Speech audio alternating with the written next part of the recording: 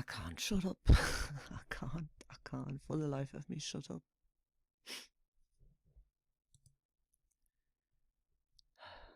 Look at this shit. Had to be a teddy there, didn't there? God love the teddies. We need to see the teddies. Buildings toppled and roads covered in rubble after airstrikes nearby nearly destroy Israeli city of Dimona. Remember Dimona? Remember John F. Kennedy wanting to inspect Dimona? The comments. The worst thing about wars, it's never the dictators, warmongers, leaderships that get taken out. It's always the innocent people. Yeah, well, while the people are stupid enough to vote in rulers, they deserve all they get from it. The stupidity of mankind to give away their right to sovereignty in exchange for promised security is just a joke. It's a joke. People don't understand anarchy, the proper meaning of anarchy, to rule over yourself, over your lower impulses, so that you do not have to have rulers who keep you in check. But because we have so many stupid,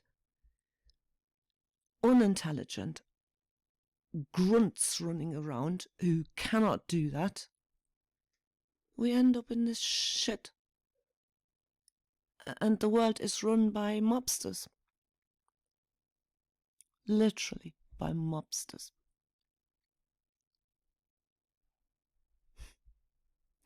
That's horrible. God be with them.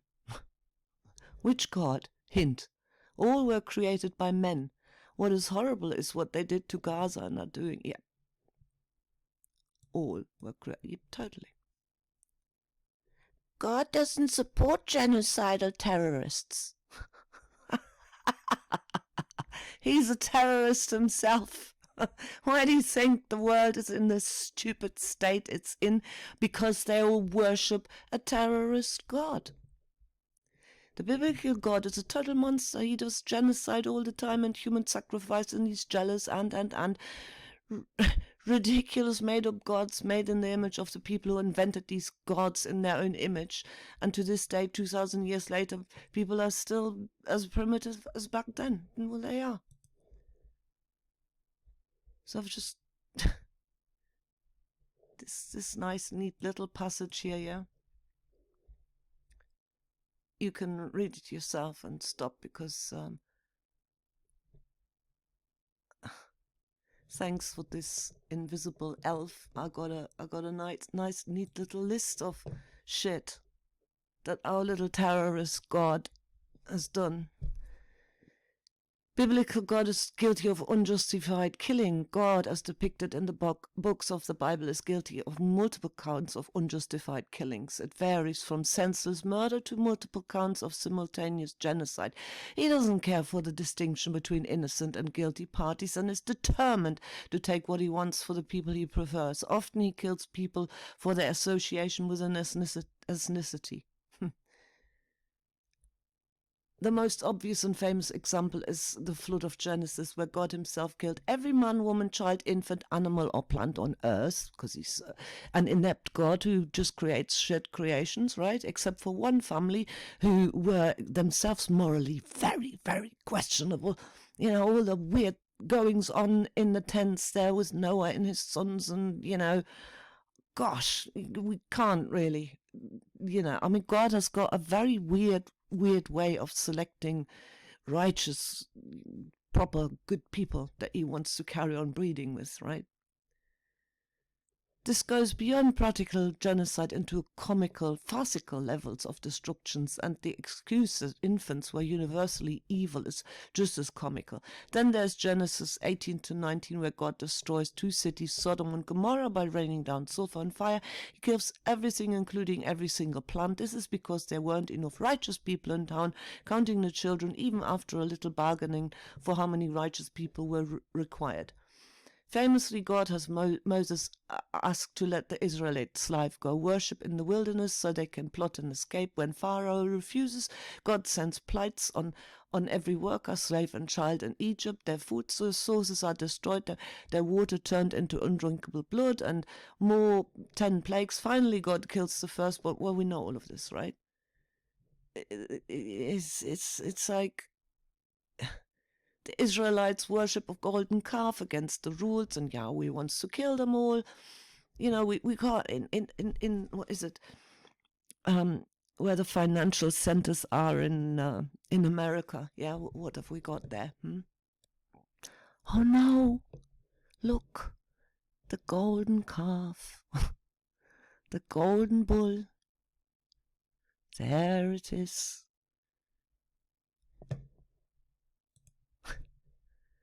Israelites worship a golden calf against the rules, and Yahweh wants to kill them all. Moses pleads for mercy, but Yahweh is reluctant and only agrees to a partial destruction of everyone. In response, Moses ordered anyone on the Lord's side to thoroughly slaughter their families and neighbors with swords.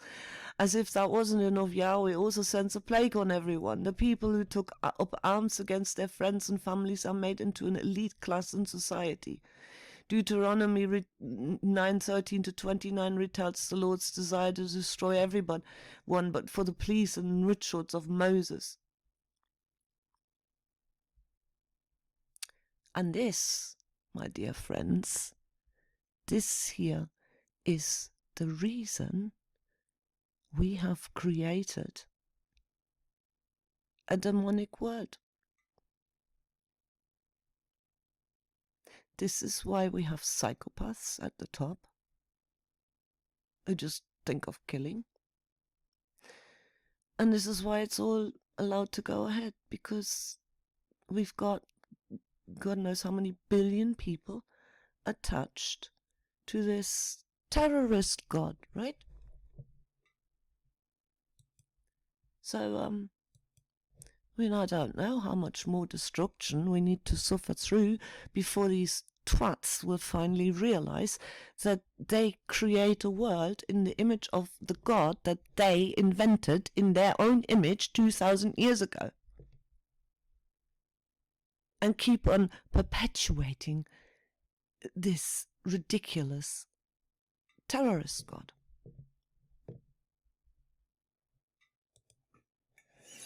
Of course, then people ask, oh, yes, but why would they do it? Why is all of this Muslim, multicultural, political correctness thing happening to us right now? It's happening because we no longer have an enemy. Tourists today can visit what used to be the Eastern Bloc, and they can photograph the derelict, rusting heap of scrap metal, which used to be the Soviet war machine. It has gone, and this has created an unprecedented political situation which the world has never seen before, in which there is only one superstate, the Anglo-American alliance. No other power on Earth today is capable of fighting a war on the grand scale. China, North Korea, Russia simply do not have the economic resources.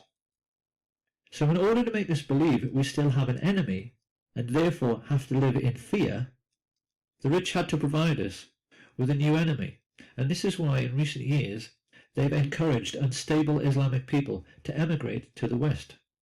It's to provide us with a ready-made enemy. This is their master plan for this single superstate age.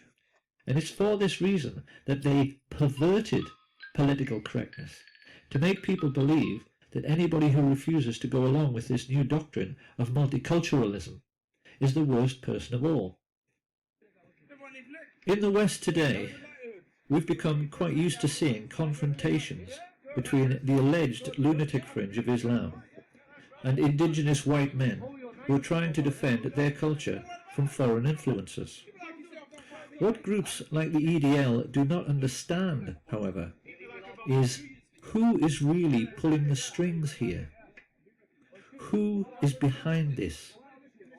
Who arranged this fight? Because any Roman senator would tell you this is simply the old maxim of divide and rule. The Romans invented this system. They always made sure that every conquered region pushed together tribes who were traditionally hostile to one another.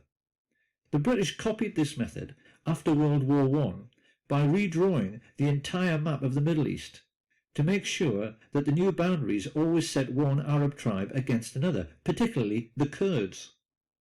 What we see on the streets of Britain and America today is the same thing.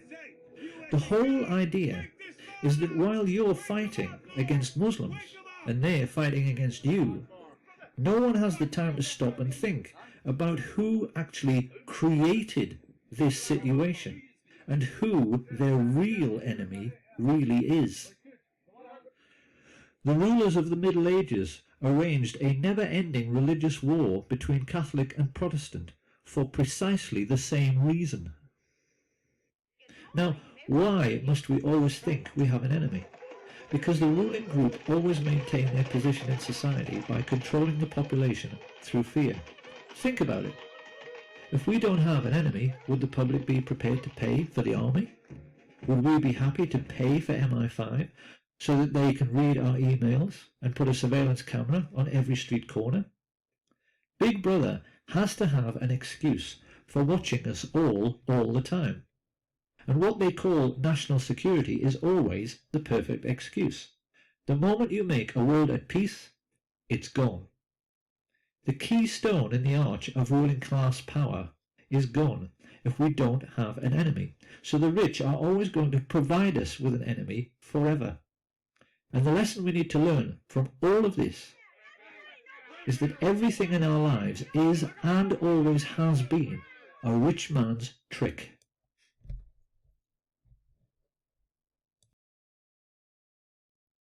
My mic keeps packing in for some reason. Don't know why.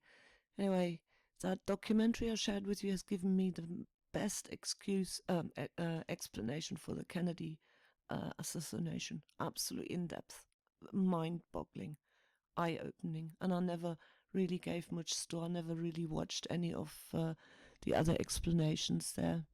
Has it stopped again? No. Anyway, they're all falling for it, right? He's a ex-pilot person. They're all falling for it. So I left these comments. Yeah, let's have another crusade, shall we? How primitive are we still? Sick of this war talk, because they're like, oh, we need to defend ourselves. So excuse me. We are at permanent war with the arms manufacturers and the pundits profiting from your stupid wars. Religions are toxic as hell. So maybe we ought to work on bloody educating the ignorant masses about the mafia in charge of this planet. How about that? Clearly the oligarchy in power is a mafia organization. See Epstein.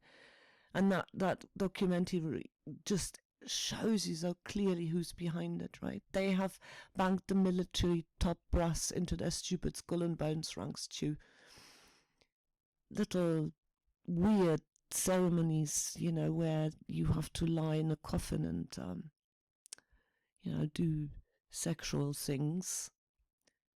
You find out in that documentary as well what they're up to, and not just there. There was an interview by one of the wives of some top brass military person who confirmed everything that's in that thing I shared, in that can't think. Maybe it's time to really come clear about who killed JF Kennedy and why. All this war talk is one of the downfalls of humanity, actually being that humans are so ignorant, lazy and stupid. Maybe it would be a good thing if we just blew ourselves off of this planet. All wars are bankers' wars. Watch Everything is a Rich Man's Trick, full documentary. Yeah, I rest my case.